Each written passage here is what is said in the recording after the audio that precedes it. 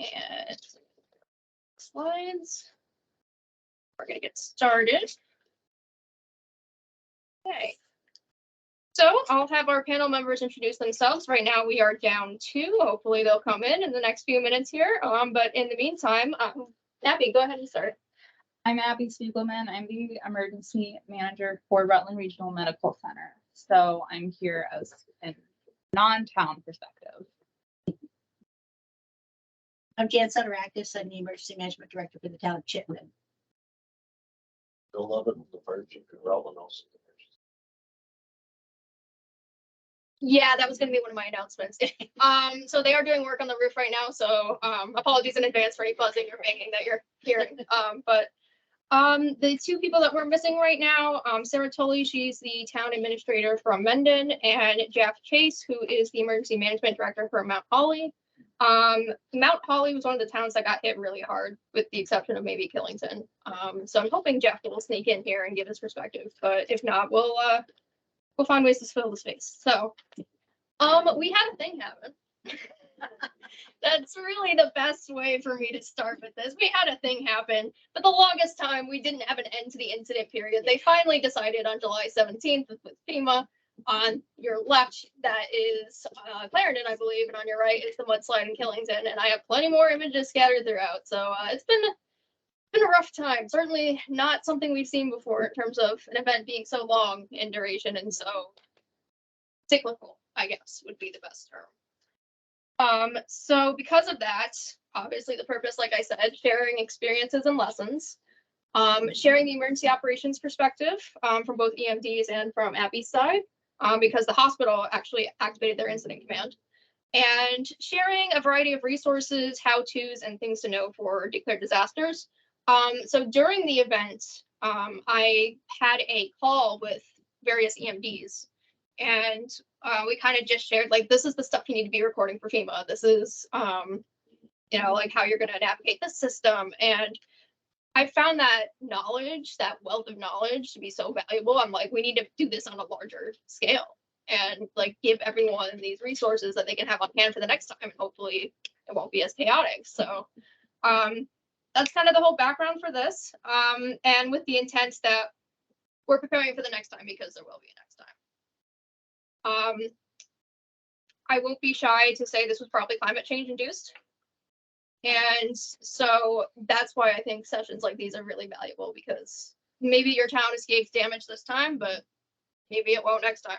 You just don't know. So. Okay, so Jeff is not here, but that is an actual picture from Mount Holly. Yeah, so actually, the University of Vermont paired up with, they have their GIS lab there, and they paired up with VEM, and they got all these pictures, the Civil Air Patrol, and so there's this whole map. It's really cool. It just shows all the pictures of overhead from drones, so that you can really see the extent of the damage and go through like foliage, which would normally be in the way. But essentially, Mount Holly, I guess I'll just share from my perspective. When I first got a local liaison report from them, I think Jeff had as many as 34 sections of his roads that were damaged, either minor or significant. He sent me a map and it was just completely marked in red all over. They were also the only town to open a shelter. They also were the town that was primarily involved in the Public Works Mutual Aid Agreement, which was really formally activated for the first time for this region since its inception. So that was a learning curve, and we'll definitely go over that in a future exercise or tabletop or what have you. But yeah, so Mount Holly went through a lot. Jeff is relatively new, so he had to deal with all of this mostly on his own. I guess that's all I really have to say about that. Do you know how many people took advantage of his shelter? I think maybe a couple stayed for a night. Okay. And then actually they weren't the only ones who opened a shelter. Later on, Rutland Town had a shelter open for a night. Yeah. Yeah, the fire station there when one of the streets kind of got flooded out. but it was closed the next day. And then, of course, we had the regional shelter open in the city a couple of times. But definitely, does anyone know the last time that like we had like shelters open like that because of a major event? Irene? Yeah, so it's been a hot minute. Yeah, so definitely a good experience to kind of refresh our perspective and be like, oh, okay, yeah, these things can happen. And that's all I really have to say about that. But I'm going to start with Bill because the city, in some respects anyway, got harder hit. And mostly I kind of cheated. This is a image from August 4th, which is technically outside the incident period, but I still kind of count it as part of the same thing. So just kind of explain some of the challenges that you faced, Bill, and how the dynamics of the incident played out, and anything else that you think would be worthwhile. Yeah, well, this storm actually occurred when I went on vacation. I have this preponderance for picking vacation. The weather's been terrible. I happen to be at Camp Norris, which is up in Eden, about 2.5 hours north of here. On Monday morning, we had 7.5 inches of rain. Second day, the weather station slid into the ravine, and I don't know what the rest of them. Knowing that, my backup, who actually I was trying to have accompany us here today, kind of fill in some of the bases, but the ground saturation was a big issue. Rutland sits on 3 major puddles, so to speak. Downtown was built in a swamp just because it was cheap real estate when the railroad came in. So we always have a groundwater issue in a saturation level here in the downtown area. We also have the watershed of East Mountain and Mendon, and that feeds, at least on the south side, area, the Otter Creek through Moonbrook Combination Pond, troubling neighborhoods that were built in swampy areas. And then to the north, it's the watershed that we turn the faucet on and it feeds our reservoir. So we've got a lot of dynamics going on there. Going through the week as each day was basically adding to the water load, we realized at that point that the saturation level was coming now. There was a lot of rumors on Facebook and all that kind of stuff, which is another topic for a long conversation. Misinformation was as damaging as the actual storm in some cases. But the Green Mountain Power is on top of their reservoirs and their water in the area. They draw down appropriately, and I have no concern at all because they know what they're doing. The city also doing the same thing with the watershed. They know how much the reservoir can hold, and they started loading our tanks with more. We normally have somewhere around 9 million gallons of water on standby ready to drink. But knowing the storm was coming and knowing the saturation, they had already started filling the tanks to capacity. Not an unusual thing if we know we have a storm coming, but they generally don't, just for maintenance sakes. So those kind of things started going out. My associate Dan Getton made sure that was all going on, and we were kind of heading into the storm, And there was a lot of movement. DPW. One thing we always do is when we know we have a storm coming, is we have the DPW go out and start sweeping the roads again, pick up the litter, pick up the debris. They go out they have a vacuum truck and start cleaning out the manholes, make sure everything is clean and as flowing as we can. Then we kind of sit and wait. We get our boat and our boat crews together. We get the equipment out. There was communications between us and Vermont Emergency Management as to what this would turn into. And that's kind of where our preparation prior to the event. And keeping in mind too that just the night before, Addison and especially Middlebury got hit with 6+ inches in just a couple of hours. So it could have been that scenario potentially. And this is just it. You're looking to dodge the bullet. Pray to God it's not your town, but you feel bad for the neighbors that took it. And we're part of the mutual aid agreement. That was one of the things we discussed. Will we be called for? We are part of the state USAR team, and we will deploy. Through the Vermont Emergency Management, well, we also have mutual aid obligations. And if anybody calls us, I'll tell you right up front, we will help. Yeah. So we were looking to sending boats. Sometimes we stack our boats two on a trailer. This time we decided just to get more mileage, we put a boat on each trailer and each truck was set up just so we had two completely separate, setups in case somebody called. Luckily in that case, we did 3 or 4 calls out of the town. I think we went to Mount Holly for 1 or 2. Other than that, that was kind of where we were sitting at the time. Do you want to talk a little bit more about some of the complications that you faced with the regional shelter in particular and some hazardous waste spills as well?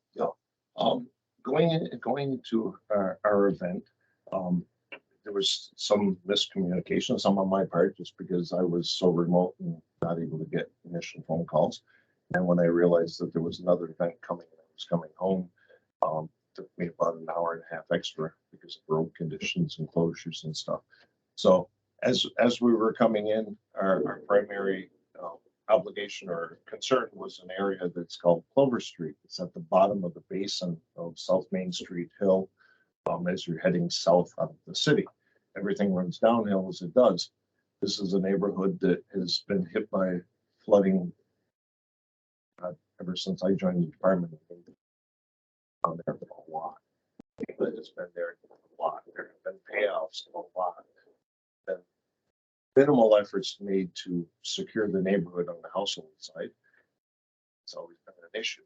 So when we got there initially, the assessment was we had 26 people stranded in their homes. Some people had swam out. Some people waded out. The ones on the fringes and everything, but we had 26 people to evacuate in pets with 2 boats. We had 6 at that time. So in the process of doing that, we realized we needed to move quickly, trying to call our local hotels and motels to ask them if they could help us with these 26 people. Proved to be more than frustrating. Some people slammed the phone down. Some people said, oh no, if you bring people into our shelters, we'll have to evict them and we'll be stuck just like they were in Barry, and hung up. So initially said yes, but then after they talked to the corporate office, they were told no. Anybody that lives within 50 miles of the hotel is not welcome. So now we had a bus through. We housed people in the city buses, and we were trying to figure out where we're going to put these people.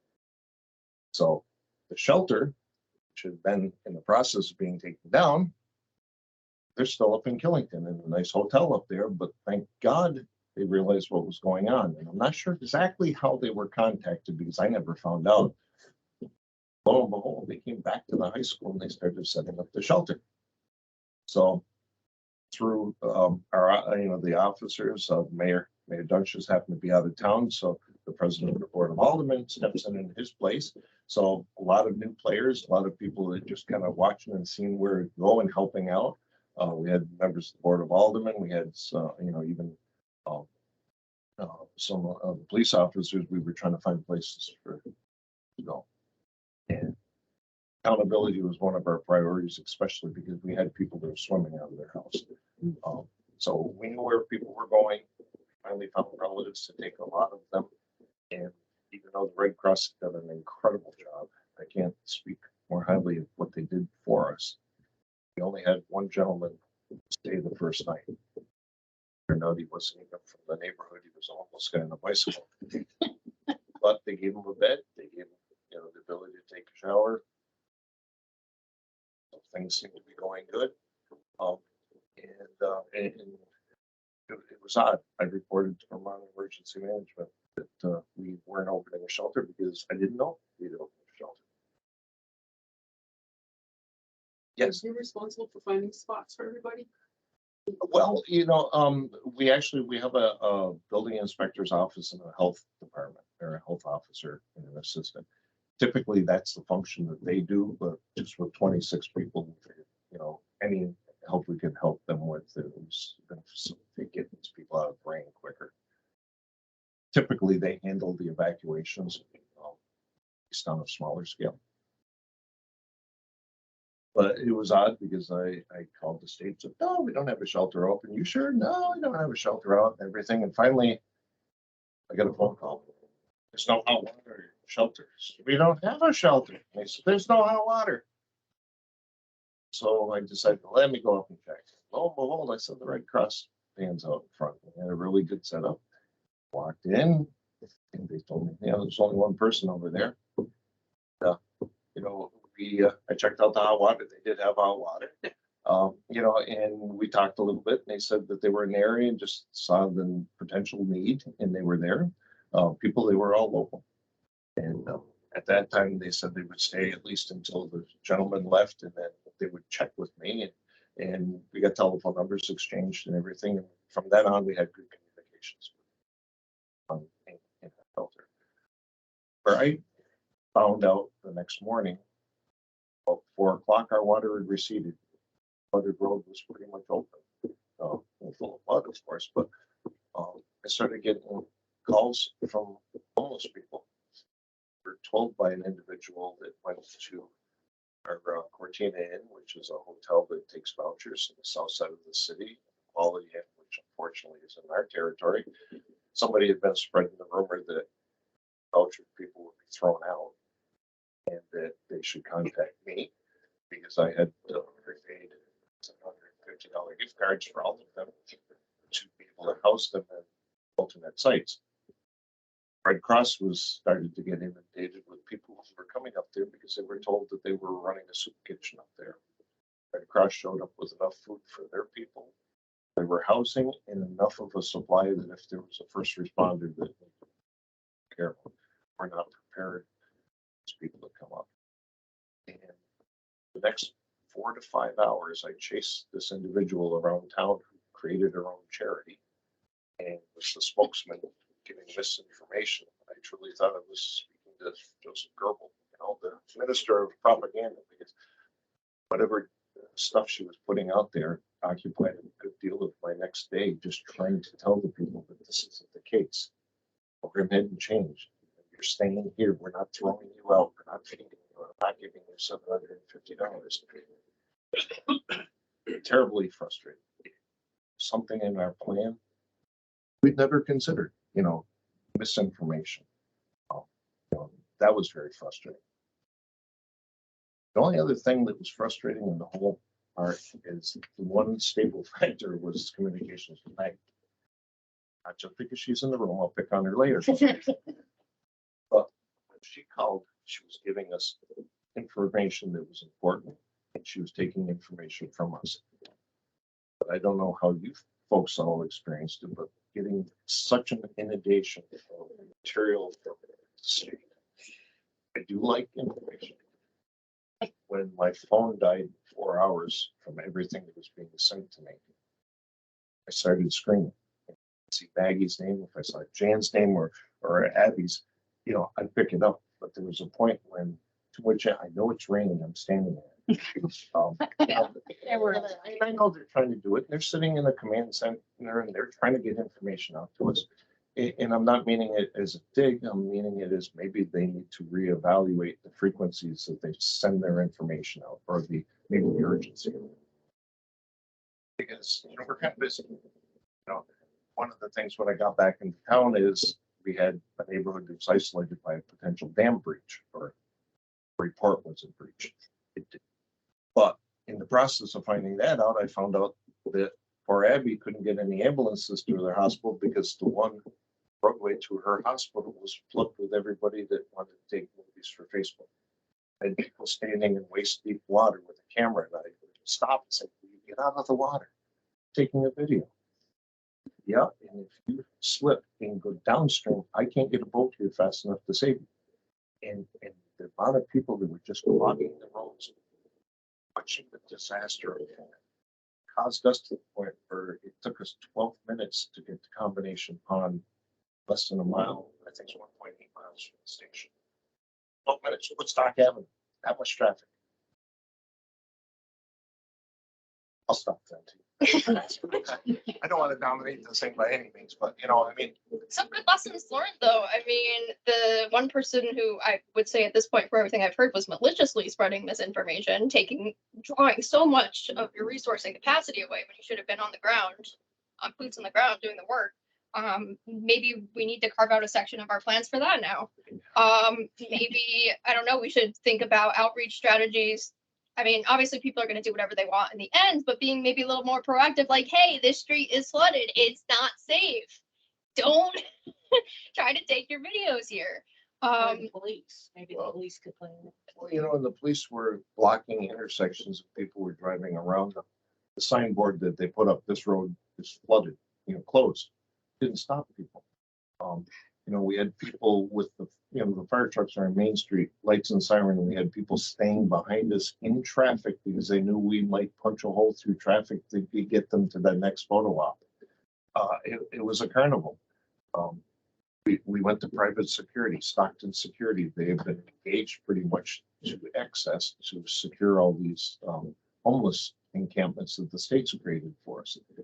They even pulled some of their people. I mean, they had everybody they owed. There's another security company. So the sensor came forward. And so we had a lot of people. DPW was directing traffic for us, trying to keep people out. But it was, if we had put up a sign that people would obey it, I could have had 5 or 6 more DPW guys helping us kind of evacuate the elderly folks. It just such a waste of resources. Very frustrating. And Mike Talbot, the president of the Board of Health, went on all the social media he had access to. They want to witness it themselves. So, I mean, it's definitely made us look at what we need to tweak in the plan. Traffic control, thought that far exceeds our capabilities. Taking people their jobs, asking for something that literally is a waste of their resource, but it's hard to get a fire truck on fire if you can't get through the traffic. Yeah, definitely something to think on. And unfortunately, the one thing I forgot, back on Abby, Hello. Allen Street, the bridge was removed because they've been doing a bridge replacement, which happily next week they should be open, at least to traffic. Thank you. Oh, finally. Excellent. So the one of the major arteries to the hospital was taken out by road construction. One was a flooded culvert. We had just that one. Yeah. Curtis Avenue to the hospital. Well, and that flooded too at one point it did. during we were stranded for a couple hours. Yeah. So I think Jim called. So Yeah. it was insane. And that's actually a good segue to your part of the panel, Abby. If you want to just talk about what was the prompt for the hospital activating incident command, how you guys handled evacuees who came in, and some other challenges that you face similar to Bill's. Yeah, sure. So I'll do my best to distinguish between the July and the August flooding. But so for the July flood, we did activate incident command. The hospital had just become certified in storm ready. So it's a program with the National Weather Service that allows towns can join it too, and it gives us earlier briefings than the public. So we were able to actually get that data, and we knew that the storm was coming. And so we activated instant command the day before, and our main focus was housing for our staff because we're open 24/7. We have patients. We can't just not show up to work. So we brought in a lot of our staff early and put them in hotels so that they could come to work on shift. So that was our main focus. And, we did have some damage to our clinics from the flooding. The Heart Center and then the clinic on Dorset both flooded for different reasons, but they did, and there was damage. But our main concern was having staff be able to get to work, and then especially our physicians who are on call. One of the biggest frustrations, and Bill touched on it for us, was that the hospital is not traditionally part of unified command. So we're not fire, we're not police, we're not, public works. So we're not usually in the EOC. Chief Lovett was on vacation, well deserved, but so my first call didn't work. So I worked with his backup, and you do have very good timing. And That's the second time. I know, it's the second time. But since we weren't part of Unified Command, I had to go spend resources trying to find information. I was calling the fires department. I was calling Chief Prouty and the EOC because it wasn't automatic to give us the information, even though when a storm happens, there was so much miscommunication about the shelter. We have homeless population here. We were the first stop for a lot of people looking for shelter. So we'd have people present to our emergency department with what we call a chief complaint of homelessness, which they're not really sick, but they say they are because they need shelter. And so, and then we had trouble getting a hold of the Red Cross for good reason, and we weren't part of the EOC, so we didn't know when the shelter was opening, what was going on. And so that was a big challenge for us. It ended up working out because Chief Levitt's staff is so amazing. We were able to, you know, find out the information we needed, the Red Cross shelter open, and we were able to help transport those patients to the shelter. But for a solid 6 hours, we had 7 people in our, you know, smallish emergency department taking up beds from real patients because they needed shelter. So our biggest lesson learned from that was better networking, like know who the backups are. If your emergency management director is on vacation or gone for some reason, unreachable, know those backups, and then start working on maybe mutual aid departments with your healthcare center so that they're part of unified command or even on an email list. Because I spent so much time trying to get information that I had to appoint someone to actually do my incident command duties because I was spending all my time trying to get people on the phone. For the August flooding, we were completely isolated. So we had a good dry run, which, you know, not exactly right, but August, Stratton Road was flooded. Allen Street was out of commission because of construction. Strong, Ave, Curtis, Clover were all flooded. So we were completely isolated. EMS couldn't get to us. That meant no transports out to UVM or to Dartmouth. Obviously, we couldn't do helicopter transfers. So anything that came in, we had to handle, and we couldn't get patients to us for quite a while. So that was very stressful and took a lot. So our incident command, we had a giant map up, and we had to mark which roads were closed, and we had to like plot these alternate routes for our staff, like how to get in. And then same for EMS. So luckily it was for a short amount of time, but it was a challenge. But our biggest takeaway was just the communication. And for the August flood, we did not activate incident command. That was a choice that our leadership made. And so since we didn't have a designated place for people to go for information, they were calling everybody. They were calling me, they were calling our house resource supervisors.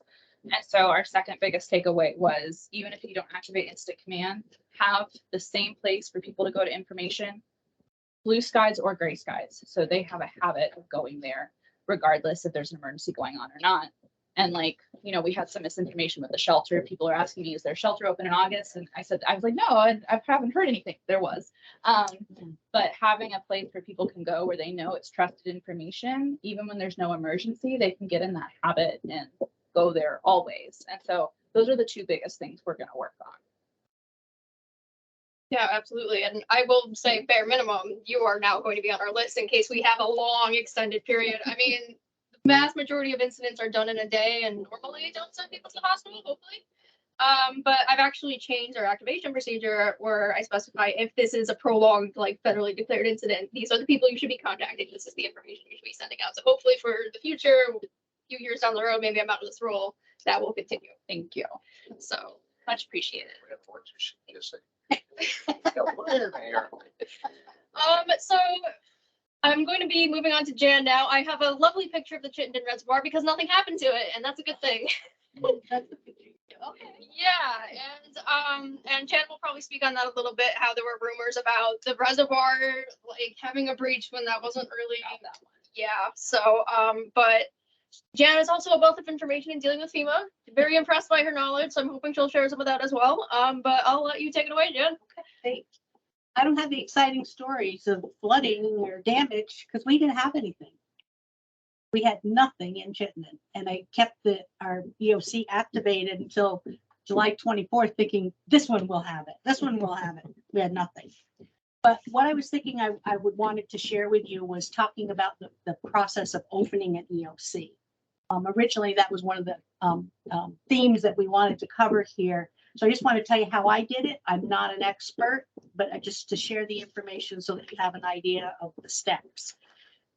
For me, I make the decision to open an EOC when I know that there's an event that's coming that has the potential to cause widespread damage in my town. So with all what we were hearing with rain coming, wind coming, it made sense that I opened the EOC. And for me, what that the determination was whether I needed a full activation or partial activation. And at that stage, it was just a partial activation.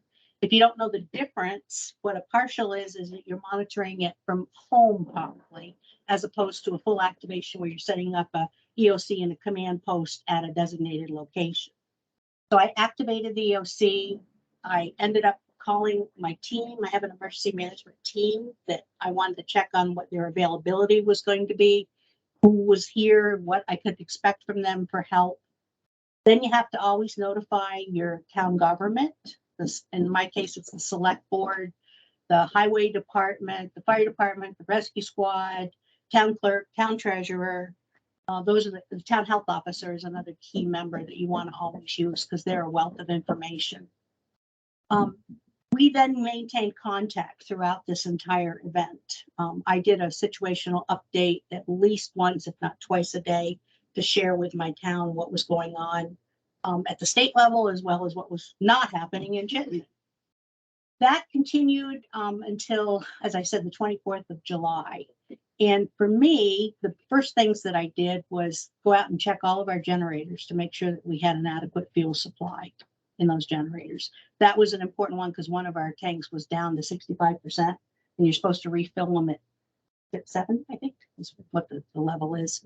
So that was an important piece for us to do. I then needed to check in with our school because the school is our designated shelter. And the school not being in session, the principal was on vacation in Nantucket.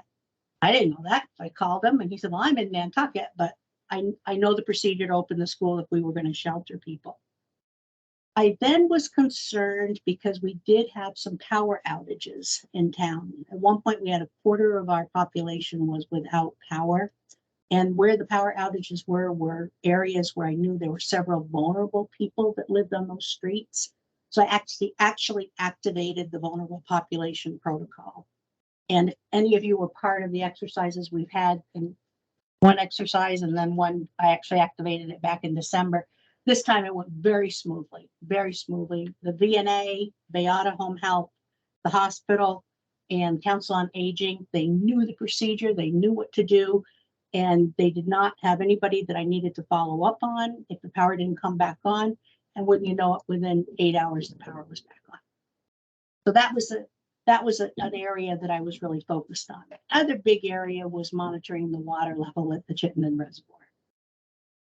If you don't know the Chittenden Reservoir, it's a 714-acre reservoir that has, if there was a breach or the water overtopped the spillway, there would be major flooding.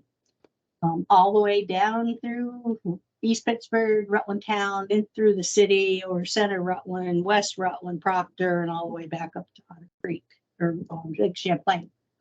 So that's probably our highest risk in the town of Chittenden. However, the likelihood of it happening is very, very low, but we had to be prepared for that. So we were actually getting reports of what the water level was every day from the flood production workers and monitoring that closely because I got a call from the hospital at one point that they had heard there was a breach. Someone from Brattleboro had called. Yeah, so the Vermont Healthcare Emergency Preparedness Coalition, someone at the Brattleboro Hospital had said that y'all were releasing water to keep it from breaching.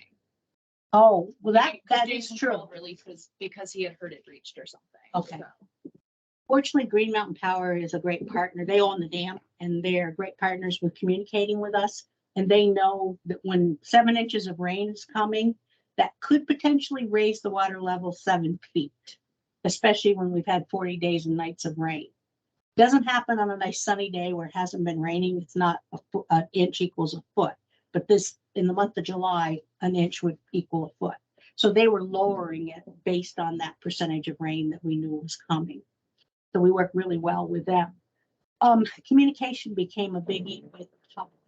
Public wanted to know more what was happening in other areas, but what if this next time we have damage?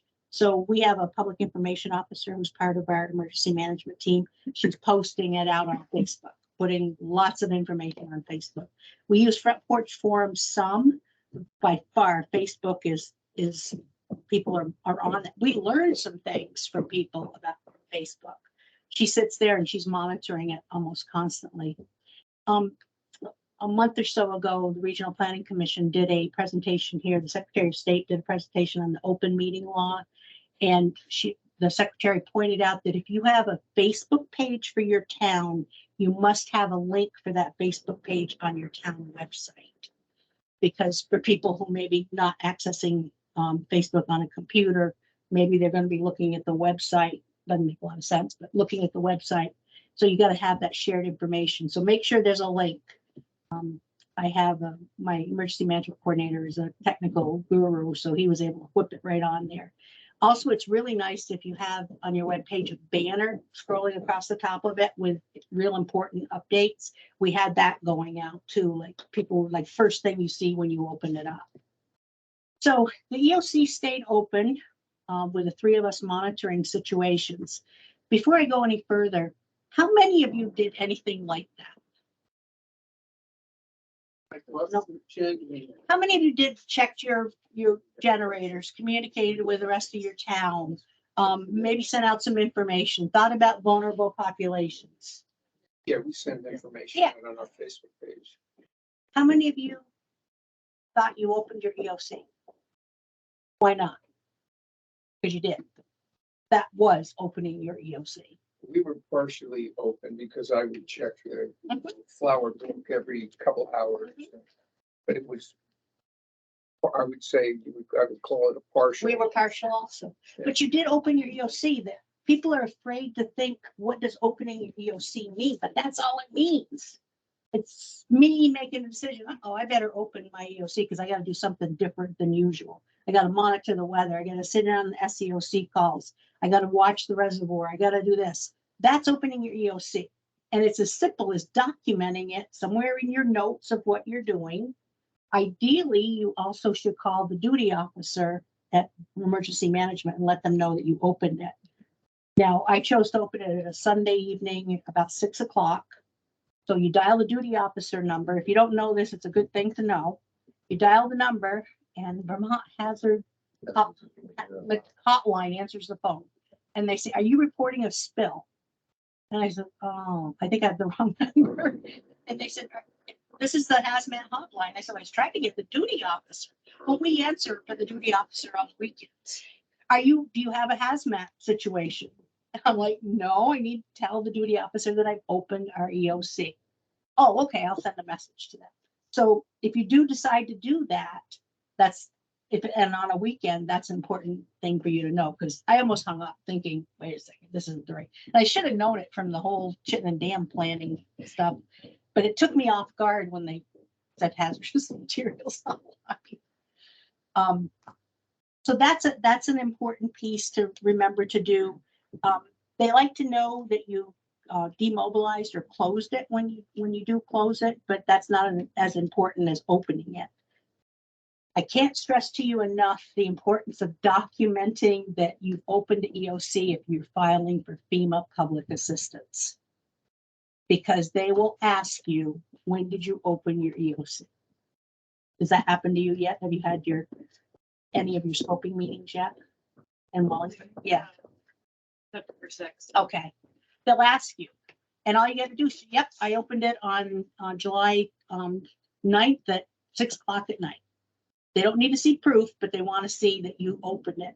Because if you're doing things that are going to require multiple people's response and you want to get paid for that, they want to know that there was a coordinated effort happening at the EOC. So that's something for you to think about. I think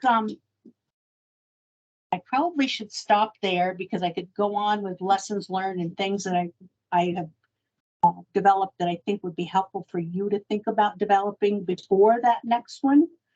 And that is all captured on this handout sheet. Yeah. That I've made. So, and Sarah. And Sarah just walked in. Thank you, Sarah Tully. You can probably tell us all about FEMA and the gems. Yeah, and sorry I'm late, but I'm Sarah Tully with the town of Mendon.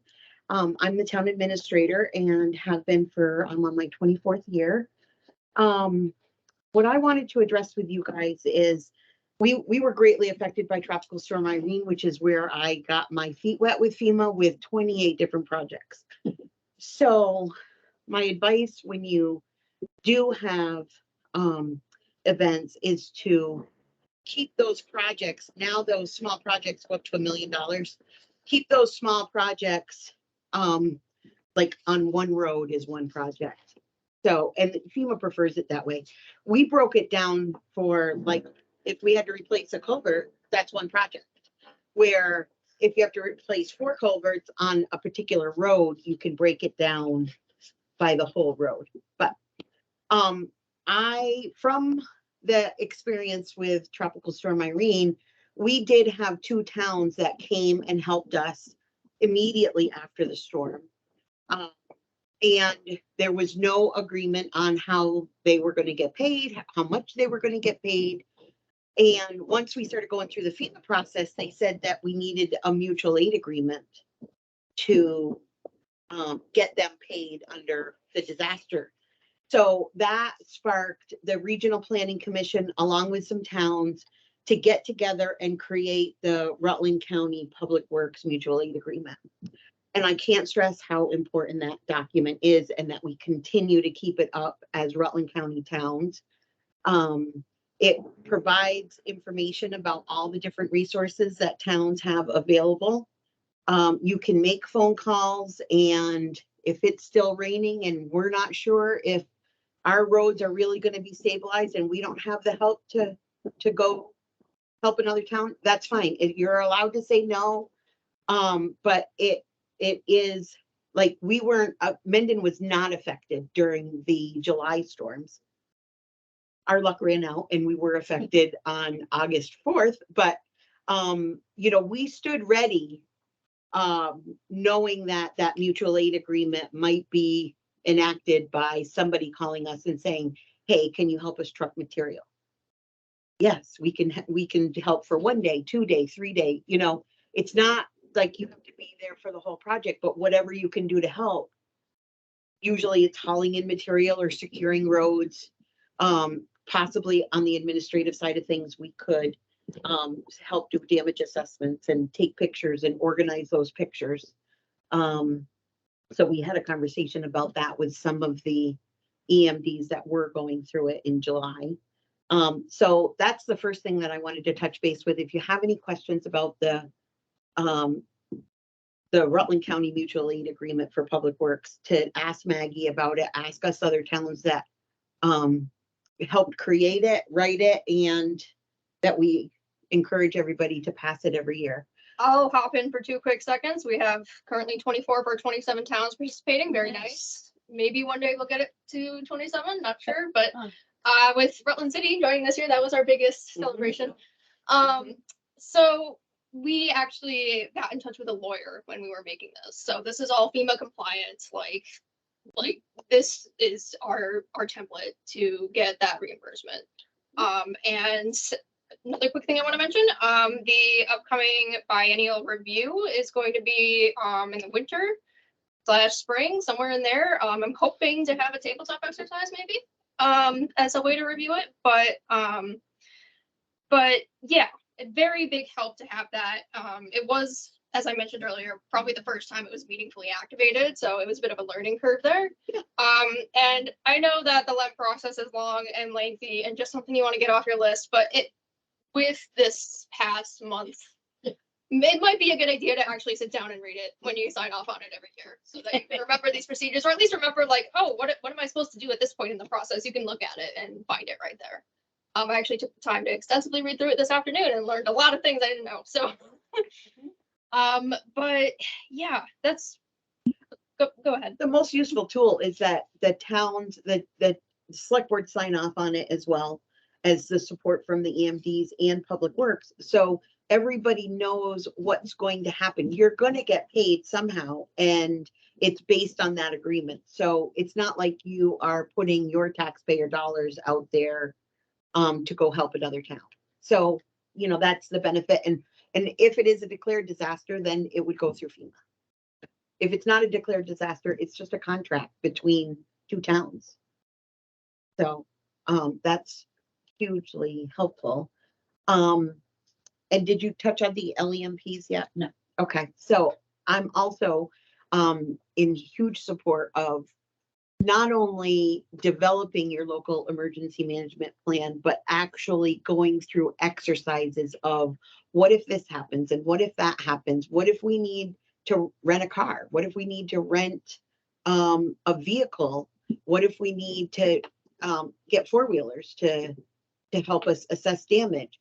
What if we have a flood in the town office and all of the town records need to be frozen, which is what they suggest you do with vital records.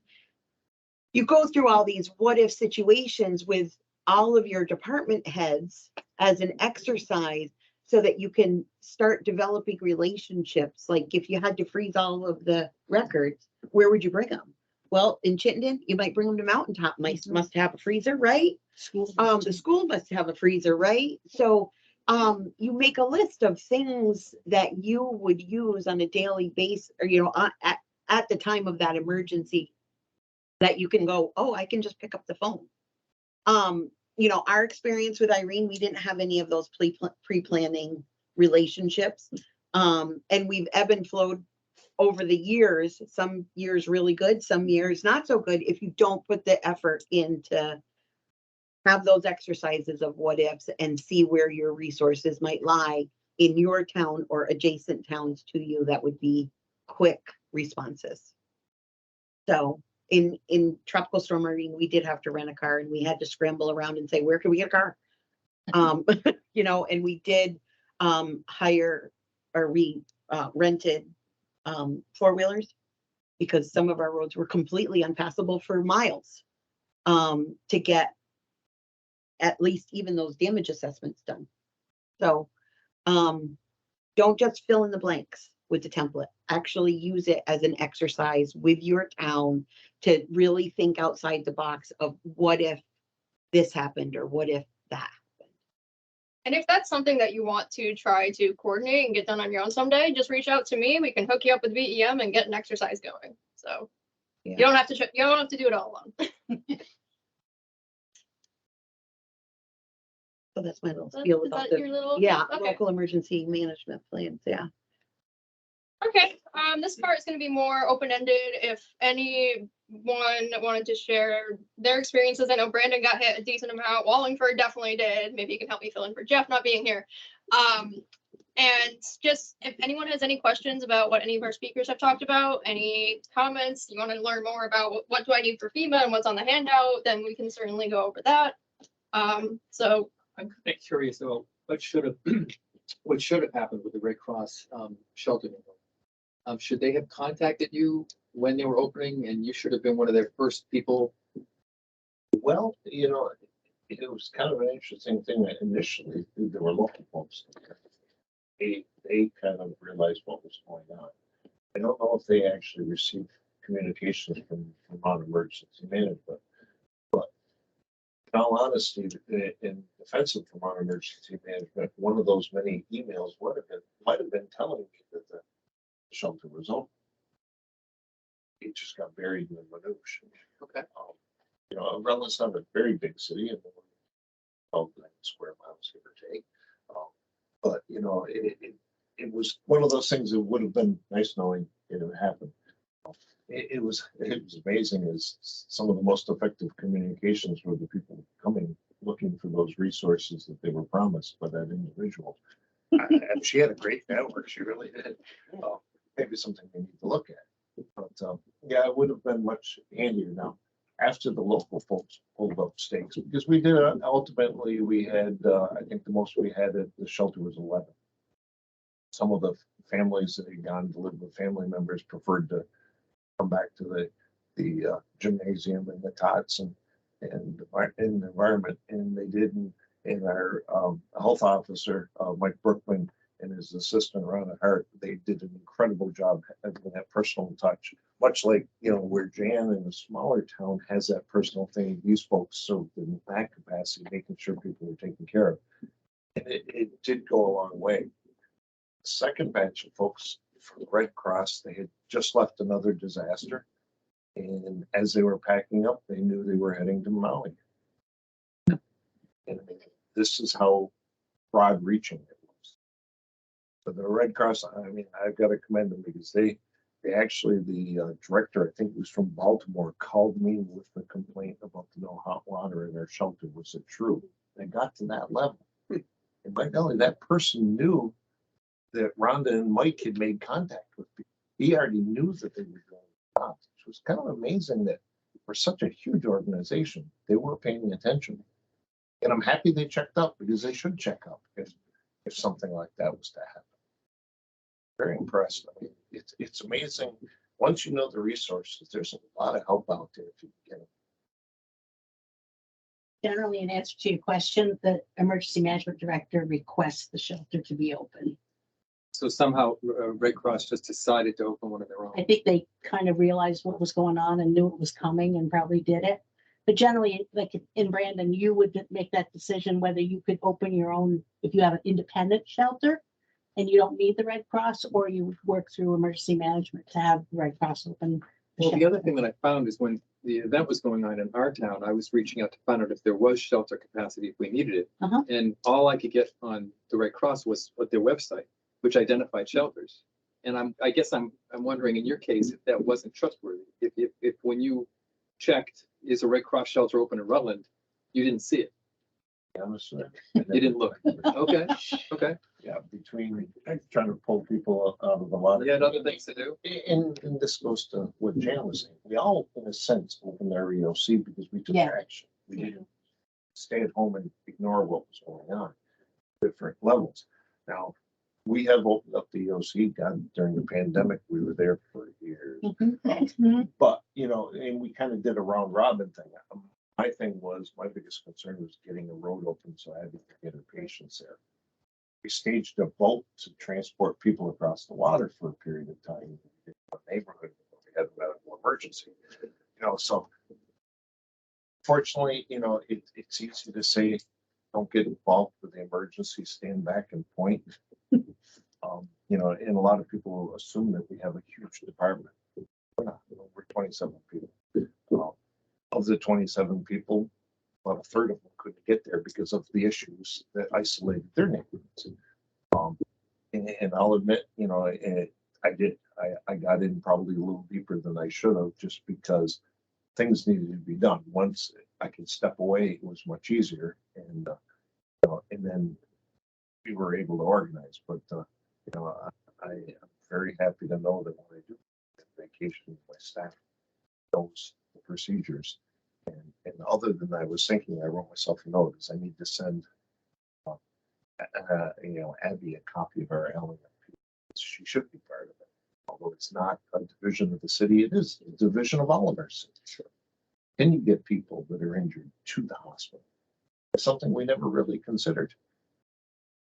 Never happened before, I don't think. No, but I mean, you know, and we've got to address the Yeah. changes. I mean, like she said, this is a weather event. This is a change in the world that we have little control over, but we see these things and we have to take a lesson from them, adapt this thing. She shared with us the other day, there's 1,800 employees at the hospital. That's the size of my town. It's way bigger than my town. As far as getting hotels, in all honesty, The worst I part of this. I do not have a functional hotel room in the city of Rutland right now that I would put anybody in. It's an awful thing. The construction that's happened basically as a result of the state's plans. And I'm not ragging on the state. They did what they thought was right at the time. It turned into a miserable disaster that still hasn't been. No, we don't have a good spot. The closest hotel really is the Best Western, the Hog Pen, on the border between the town of Rutland and Mendon. Other than that, nobody is out there to help us. If I have a fire right now in the city, I try to find housing for these people that are displaced. They're the only hotel that'll help us. Now, I was told that the Red Cross will help individual fire survivors to get housing like hours after the fire. Very quickly. Yeah. Yep. Could you call them? I would think that would be your first. You know, we do actually call them, and typically what they'll do is we'll talk to somebody normally out of the Manchester site and say, how many people do you have? And, you know, they have some local liaisons that have the cards, the credit cards, basically, so people can go and buy those incidentals. And they'll say, well, if you expect 3 or 4 people, do you have a hotel in the area that we could house them in? And they'll take care of that. Finding the hotel is the problem. Yeah, and so we try to do our best to cut to the chase, they don't know from Manchester, New Hampshire, the condition of some of the hotels, so we try to target those. And we have friends in these hotels that do help us, but we try to help them help us. If it was a large event, they'll roll the whole team up here. About a 3.5 hour, once they're called out before they're actually here. Probably as quick as they set up, they tell me they can be taking care of people within an hour, making them comfortable in about 2. Yeah, that's what I heard. Yeah. It's impressive. It's an army. It really is. And unfortunately, they're getting very well practiced. Yeah. Strength God, then too.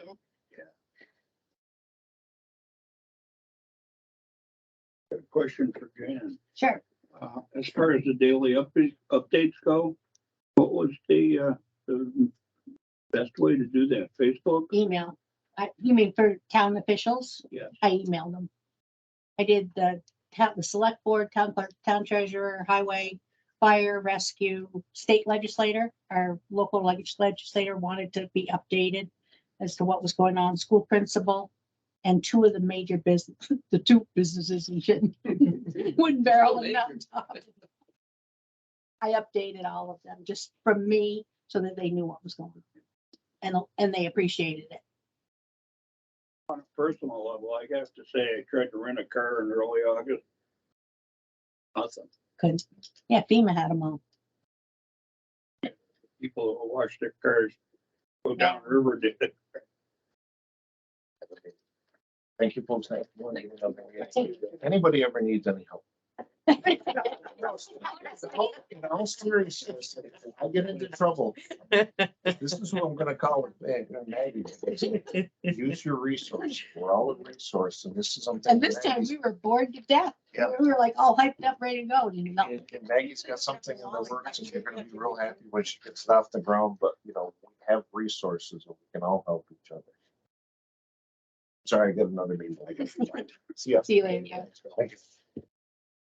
Yeah, Sandy, go ahead. So in Wallingford, we had about 24 roads damaged, some of them extremely heavy. We had 2 streets that were evacuated. We had 2 water rescues. One person was stranded between the Creek Road Bridge and Clarendon because Clarendon's roads were washed out. And she had a heart attack, so she had a water rescue there. We had our town garage is in the floodplain, so we had to evacuate all of our highway equipment to the elementary school while they built a berm around the garage to save what was inside. So it was this was a July storm, so it was very challenging. Yeah, a lot of damage. So we have a lot of residents on some of in the floodplains that lost a lot in their houses, so we're assisting them as best we can. But I don't know if maybe this is a really small technical question because now we're getting into the FEMA questions. And they just told us yesterday that we need to get our damage inventory done by It's really, September 6th. yeah, it's really And I difficult. don't understand the latitude, longitude on the roads. Do you know what that 200-foot explanation is? If it's less than 200 foot, you just need to pin 1 latitude, longitude. If it's greater, you have to do the You start pick and the finish. Yeah, you have to pick a point within that 200 feet. If it's under 200 Correct. feet, but if it's more, you just have to put a pin at the Uh-huh. start and stop. Uh-huh. Oh, wow. Yeah, it's. And then take pictures while you're doing it. Yeah.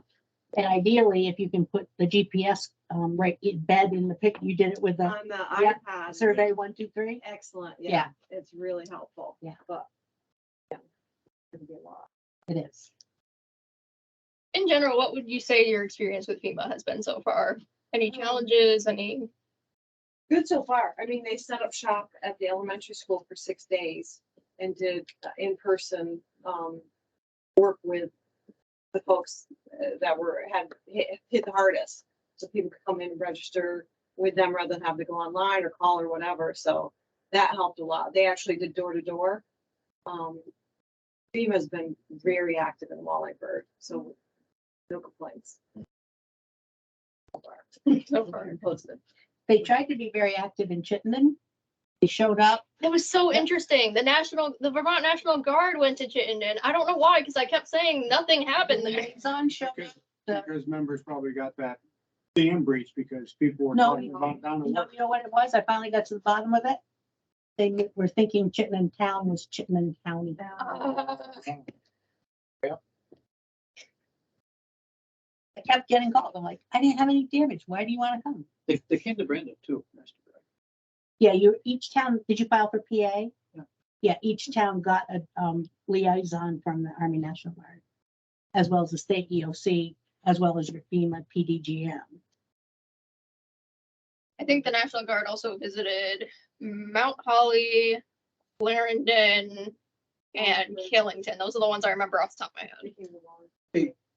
The hazmat team also activated the National Guard, the civil support team, the National Guard. So they were with us in a number of places where we needed extra personnel because the hazmat team's 30 technicians. Not all the technicians were available, so we called in the civil support team from the National Guard to help us, the manpower, essentially. And also New Hampshire hazmat. We also mutual aid with, and this is the first time we ever done that. Mutual aid with hazmat from New Hampshire and the mutual aid from the civil support team. We work with the civil support team all the time, but we've never had to use them in this kind of capacity. They were a big help. Changing times, indeed. And the thing that Bill alluded to earlier about a project I'm trying to get off the ground, and this is part of the Chittenden Reservoir team. So I told you the whole basis for tonight was to share information and experience. If we have another storm that has a very patchwork nature like this one did, the entire western side of Rutland was basically untouched. Except for that one night I had to hide in my shower for a tornado warning. That was fun. But like Jan was saying, she was sitting on her hands. She had all this knowledge and not much she could do to help. So we're thinking we have the Public Works Mutual Aid Agreement, right? Have it for EMDs. So that if there are towns that are not as hard hit and you have people who are overwhelmed, get the EMDs over there, you get paid for your efforts and you help out your fellow neighbor. I like that idea a lot. Yeah, so that's something that I'm going to try to get off the ground, hopefully by LEP season. We'll see if that actually plays out, but The only piece with that is how many of us are paid? Certainly not for EMD work. No, none of us are paid for EMD work. But during a disaster situation like this, if your town made you a temporary employee, set up a salary, you can get reimbursed from FEMA for whatever rate you wanted to set. They said secretarial rate, but I would challenge them on that. That's not right. Our team got paid during all of COVID for their labor, $40,000 for work we did during COVID, because we were made temporary employees. So any town that figures that they don't have the manpower, you can hire people as temporary employee. Just make sure your pay policy addresses temporary employees. What's overtime? Is it more than 8 in a day? Is it 40 in a week? Make sure that's addressed. And then the start and stop determination for those temporary employees. And then you do a timesheet just like the highway crew does a timesheet. What you did during that time period, and you can get reimbursed. I'm pondering what it would be like for an EMD from a different town to come in. When I heard, was his name Bill? Was that the man who was here? Because he was saying when he was away, there was a second in command who came up and when they needed more things, their Board of Aldermen stepped forward. It's this kind of an organic process of people who are the most local stepping in to fill those gaps. And even though you have a wealth of knowledge as an EMD, I'm thinking the nature of an EMD is that it's very local specific. And I'm not sure it would be, I wonder if it wouldn't create a certain amount of confusion to have someone from away who might be very smart about EMD, but don't know your town. See, That's the word where make it a comes to second- FEMA. Yeah, Right. FEMA's the same in every town. right. Okay. So Yeah. that EMD wouldn't be taking over for your Right. EMD. It would be somebody that can Supplement. come support. And when they say, oh, we need to do damage assessments, that someone can sit down at the computer and know what folders to put different pictures in. It's administrative help through the FEMA process FEMA. is what you're Yeah. talking about, not necessarily making decisions Yeah. on behalf of your town, because you're right, the locals are gonna know their town way better than an adjoining, or another Rutland County EMD. But It's not merely for FEMA though. I think if there were really an all hands event, the local EMD could have a guest in Mhm. and say, can you handle the phones for a while? Yeah. Can you Yeah. handle XYZ? Go after Can the you missing do these Volunteer things so that I coordinator. can go do this other thing that's on Right. fire, right? I mean, right, they're absolutely, the damage assessment is a big one. Take pictures of this road if you get there. But the other is just being able to say, I'm overwhelmed right now. And if I can charge you with these 24 things, I can do the other 72 myself, right? Absolutely. How many of you done a FEMA project worksheet? Yeah, see, you've done, it, yeah. There's not that many towns that have actually done them to the extent of major, like a large project. Sarah and I've done quite a few of them. I've done 4. And when you get involved in that and you're told you got to do all this stuff, it is totally overwhelming. Right. You like, why am I even bothering to file this paperwork? Because is it worth, especially if you're not getting paid? I mean, this is a major work commit. You'll be spending, and if you could it's- spend 40 hours a week for the next 6 weeks. if I had one project that was just $3,800, I'd You say, wouldn't- forget about it, forget about it. Don't even try to get FEMA money, because you're gonna spend way more administratively as a whole town. Than it is going after. I haven't really figured out what my sweet spot is on how big the project has to be before we get involved, but, with this last storm, with, the damage that occurred on August 5th or August 4th, that was very centralized. It was really Rutland County and Addison County. And we're still waiting to find out if Rutland County is gonna receive some support on that. I was in Florida and I had an EMD that hadn't gone through anything before. And I had a road commissioner that's counting down the days to retirement in October. But he had gone through, Irene. And so I'm texting going, is everything okay? And I'm getting from my road commissioner that this road's washed out, that road's washed out, this road's washed out.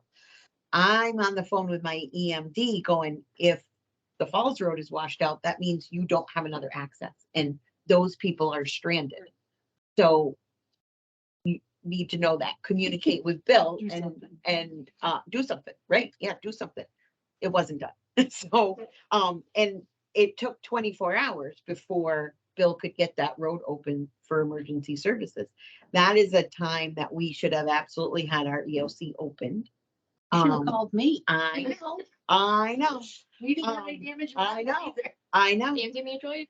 So, those are the lessons we learned. This is new AMD, we have to make sure everybody knows what their roles are and when they can actually pull the trigger on something. When somebody's going to be without emergency services for a little more than a couple hours, you need to do something about it in order to plan. The phone calls have to go to the state police. The Rutland City Fire Department does fire protection and Mendon ambulance. They all need to know what roads are closed. Yeah. And so that's your LEMP, having all those phone numbers right at your fingertips so that you go, okay, what do I have to do? I got to call these people or contacts. So, When we were modifying the vulnerable populations protocol after the Christmas storm, and we were talking about, where does the LEMP fit into this? I really like what you said, Herb, when you said that the numbers for the vulnerable population section, it's a phone book.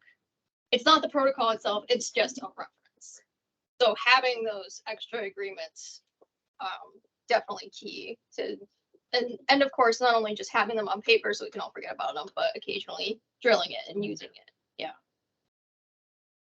so, and I typically, before a storm event arrives, I send out the LEMP to remind my select board this is what it is. Again, I was on vacation, and the unique thing that happened in August was we were under a flood watch every other day since, before July. Yeah. So it's like, are we dodging another bullet? Is it gonna come? What's going on? And I just saw I could go for a week. No. So, I mean, that's the protocol that I do, is just bring it back up to everybody's, remember, this person can open the AOC and really take over the emergency management of the town.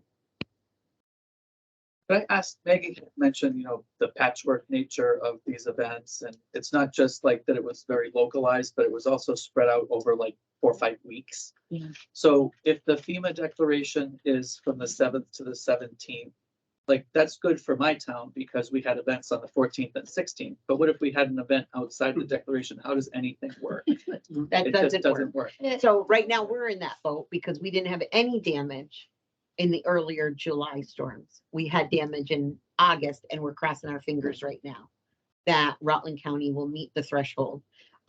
There was so much damage in Addison County that they are meeting the statewide threshold of $1.1 million in damage. Statewide. Yeah. Statewide. The statewide threshold of $1.1 million in damage, but then you have to quantify it by county. And in Rutland County, it's 4.44 per capita, which is like 267,000. So that's where they're continuing to gather damage assessments on whether we're going to reach that 267. Because that means everybody else got support in July for the same type of damage, and we're out here going, oh, wah, wah. So if there is like only one town affected, only one day, and it's not gonna hit anything, like you're on the hook for the whole. The whole shebang. Wow. Now, there is, for highways, there is an emergency town highway fund. So you can go to your district and you could try to apply for a grant for town funding that way. It's pretty Do they limited. ever, It is limited. do they ever help towns out like with a FEMA reimbursement anticipation? Like can the fund be used as like a cash flow? No. So what happened, you get a line of credit with the bank. And so whatever bank you use, you go there first to find out if you can get a low interest rate. Otherwise, you start shopping around. With Irene, Mascoma Savings Bank, and I'll plug them because they did a lot. They did loans for all towns that were affected at 1% interest. It was really extremely helpful, especially when my last check from FEMA from Irene didn't come until 10-year anniversary. 10 Really? years. I mean, that's about when we closed it out too. Yeah. So we didn't keep the loan out that long, but that is how long it took us to close out Irene. I mean, with my town treasurer, I was like, are we allowed to go out and have a drink yet? Because, it just kept going and going and going, and close out didn't happen and didn't happen and didn't. Was that because you had long duration projects that took? We weren't a town that just jumped on and said, hey, we're just gonna fix things right now. Just tell us what we have to do. We have to fix it. We had a select board member that was our financial guy on the board that was like, I'm not fixing anything until I know how we're gonna pay for it. And we had $1 million in damage. So it was like, he was like, I want to know where the money's coming from. And that's not how FEMA works. So you gotta wait. On what is eligible, not eligible. You can't just fix the road because you have no idea what they're going to say is eligible for damage. And at the time, there was a huge fight on whether you could upsize culvert. Right. Yeah. Right. So, I mean, still lasting effects from Irene of projects that didn't get done because they weren't eligible expenses. So, the Notch Road is closed and does not go all the way to where it used to go. Yeah. So One extra bone I'll throw out there. This is less municipal related, but I think it's something that's probably important to know if you have residents that are coming up to you and asking about it. So individual assistance, as I've learned, if you get reimbursement for individual assistance, say during Irene, and you use it to fix your house and everything, and then you don't get flood insurance, the premiums are too expensive. They're typically a couple thousand a month. And then let's say you get hit again this past month, you apply for individual assistance again, you will not get it because they said you didn't go the extra step to become more resilient. So you're not getting this funding, which absolutely blew my mind. Because there's like stories of people near Montpelier. I think, I don't remember his name, but there was a guy who was a part of the state legislature, which you make a lot of money from that, or at least at least when I lived in New York, the state people made a lot of money doing that. And even he couldn't afford it. So now he's out of luck.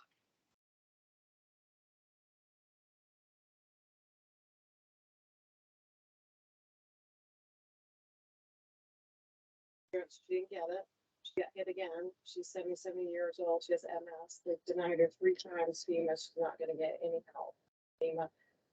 So I mean, the town's helped her as best we could. We're fundraising. We got a small grant from Vermont Community Foundation. I don't know if 211's gonna help. Maybe Vermont Efficiency Vermont might help, but yeah, I mean, where if you didn't get the flood insurance after Irene, you're not gonna get any help from FEMA. For individual assistance. Which is just tragic. Yeah. Yeah, FEMA, they're trying, they try to, if you're in a floodway, you know, that's the most, I don't know if that was in a floodway. It is, it So is. if they're in a floodway, you know, FEMA's saying, hey, you know, you need to move that house or move that person and we'll buy the house. Yeah. But they're not, you know, they just, I understand what their point of view is. Their point of view is, you know, we can't just keep.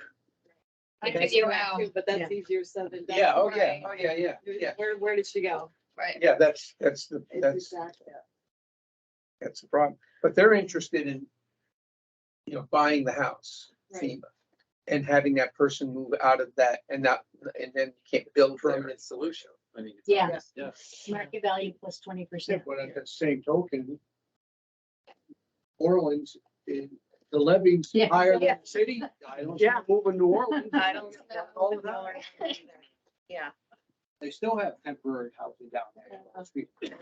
Although it was interesting, I just read today that the president of Tulane, which is in New Orleans, has said, the school that you're going to right now will not exist in New Orleans in 10 years. We will move. I don't know where, we don't know how, but it's not gonna happen. I just heard a story that the farmers insurance recently decided they're not going to serve Florida anymore because it's too There's much. several insurance It's too companies. much of a risk with climate change now. Just interesting. That wasn't a body falling out of the window, was it? Oh my God. That was a little scary. Maybe we'll see Bill again. Yeah, yeah. Can I just mention this? Yeah, let's wrap up with Yeah. with this because I want to get you guys out of here by Yeah. 6:30. So. I don't know if you picked up one of these little handouts, but what I tried to do is just put down some helpful hints of things that a town can do to get ready. If you don't have these things in place now, now's the time to work on getting them in place so that when the next one comes, you are ready. One question, the FEMA equipment rates are ridiculous. Yeah. They're ridiculously low. I thought they were pretty good on trucks, 48.90 an hour. You're using the 2021? Yeah. Yes. Yeah, because in 2021 is what they're saying we're using for this one. 'Cause Yeah. technically there's a 2023, but it's too recent. The wood chippers are pretty bad. That's like Well, $1.48. a mini excavator that's only 20 something an hour. Are you sure that you're using the right one? Yes, they got 2021. You know that if it falls slightly over the one you think it is, you go to the next one up. That's what Dina told us. They're really low. One thing I put on there is on the bottom left about make sure you have a list of your town equipment and know your dump body size. Because the cubic yards and tons becomes a royal nightmare when you're filling out your force account material sheets. I don't know if you've gotten to that point yet, but Sarah and I've had nightmares over that. You have to convert tons to cubic yards and cubic yards to tons. Yeah, the materials come in tons, but you have to record cubic yards. So you gotta convert how many cubic yards is in a ton, and I can tell you that if you want tons, you take your cubic yards and multiply it by 1.4. If you want cubic yards, you take your tons and divide it by 1.4. Guarantee you're gonna need to do that, but I can also tell you, you can walk to Google and say, how do you convert tons to cubic yards? And it'll tell you. Well, and it does depend on the material that you're using, because sand doesn't weigh the same amount as a gravel. That's And the you're right. general rule for like Yeah. 3/4 minus, man size, Yeah. all those things that you're using for ditches, that's the general rule Okay. to follow. Because the Yeah. man size stone take up so much more room, you're not putting as many in there. It goes by the tonnage. That's the I'm way. sure someone's been very thoughtful about it. I know, I It wondered just sounds about funny it to too. say that you can equate those because With those are not everything. typically equatable units. So if there's anything on here that you're wondering about, what did I mean? Get a hold of Maggie, she can give you my contact information. I'll try to explain it to you. But there's a lot of things, even us, I've looked at some of our pay policy doesn't have temporary employees in it. Even though we used it, we gotta update it. Our debris management plan is still that 1-page thing that we all used several years ago. I'm not sure if any other town has a debris management plan, to be honest with you, at least here. Oh, no, is that one of them? That template? I'm not aware of any town that does have one. There was a template that we all had, that we had to fill out, who our debris monitor and manager and all that was. Well, then I also found another 3-page policy procedure of how to use the debris plan. And Kim Kanarecki said that's something she'd like to see us using. So that may come up as a training need or something. Yeah, I'm definitely targeting for next spring debris management. Yeah. 'Cause- The FEMA debris guidelines are about 60 pages. They long. are, Right. they are. And there's 11 different categories so that you're not putting a dead cow and a refrigerator and a tree in the Right. same truck. Right. Right. Right. It's really challenging if you had a major event. Mhm. It's Yeah. something we need to spend a little bit more. PM's a big help.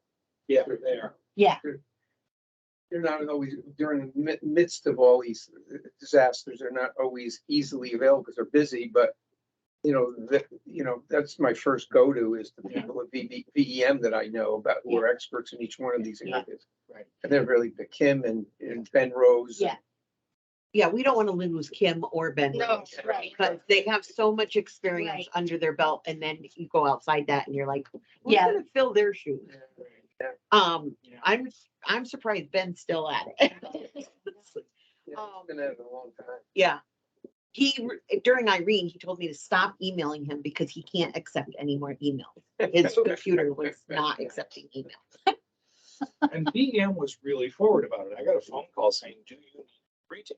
yeah, I Yeah. got Right. one of those too. And I Yeah. said, no, thanks. He said, good, on to the next time, Yeah. right? But he was doing outreach. Yeah. He was doing push Hey, notifications. Billy did come back. They did really well with the situational awareness meetings and providing great information on them and giving people opportunity to ask questions very specific to your town at those meetings.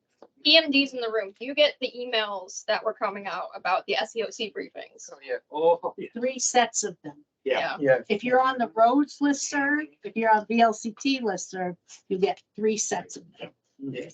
I get some. And then Maggie sends them too. Right.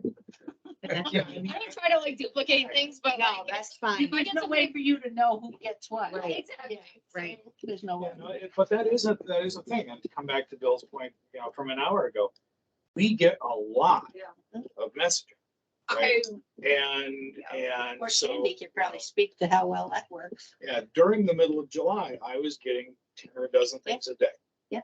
And that's just, as a volunteer who's actually not active right now and trying to keep up, I'm like, have I read this yet?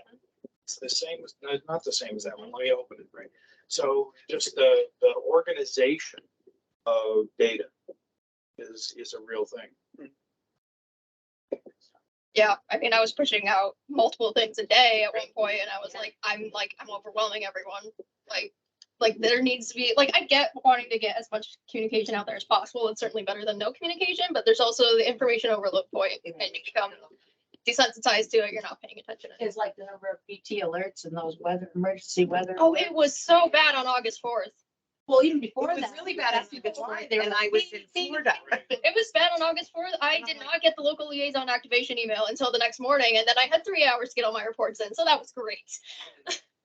We now know what would happen in like the reservoir goes out or there was a tornado or something like that. It was a lot. I actually heard an EF0 touchdown in Benson that night. Yeah, there was one. Was one. But yeah, so I guess we'll wrap it up with that. Everyone, thank you so much for coming. I hope you learned something today. And take your time to talk with people if you have more stories or advice you want to share. And yeah, have a great evening. Hope to see you again soon. Thank you. Thank you. Hi, how are you? That was a good meeting.